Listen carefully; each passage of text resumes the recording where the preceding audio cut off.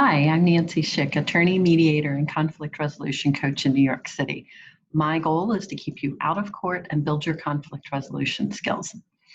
And I mentioned in my last video that the Title IX changes took effect on Friday, August 14th, so this past Friday. So I wanted to do a few of the follow-up videos that I promised.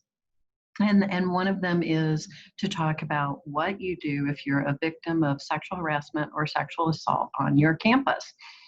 And obviously, it's a little different right now because not everybody's technically on campus. There's a lot more distance learning here in New York. In particular, we're not doing as much on-campus instruction as we planned. So we technically don't go back until August 26th in the CUNY system, and several of the other schools are kind of on the same schedule, but it's good for you to know what to do.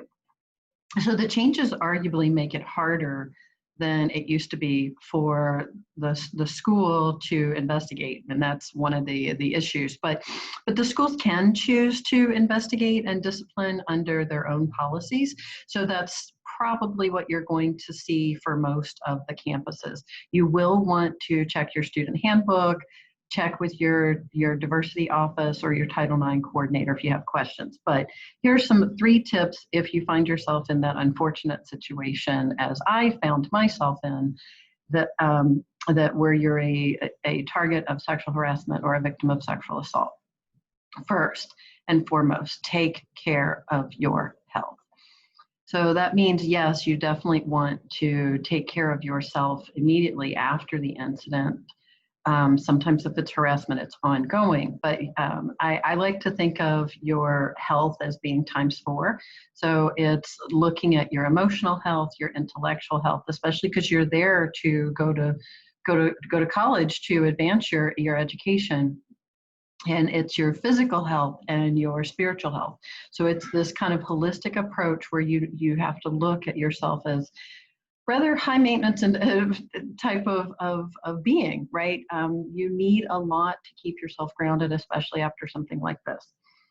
Second, you want to report it to your Title IX coordinator or your chief diversity officer.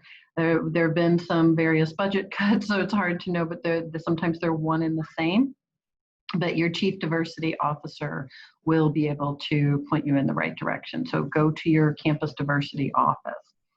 And third, you do have the option still to report it to a city or state agency. So that's something else you may want to consider. And again, your diversity officer, Title IX coordinator will be able to guide you as well. Your campus is required to give you this information. So I do still have my course pending. I haven't had a chance to get it up yet, but it will be in my online school soon. So I'll put the link up as soon as that's ready. You'll be able to get into that, and it's a pretty affordable course, whether you're an administrator or you're a student, or maybe you have children or loved ones who are attending courses at a college. And the bottom line is, I want you to think about the first choice of the 3rd-era conflict resolution process, which is to forgive yourself for having conflict. So this was not your fault, whatever you're going through. Take a deep breath, take care of yourself ×4, and let me know if I can support you.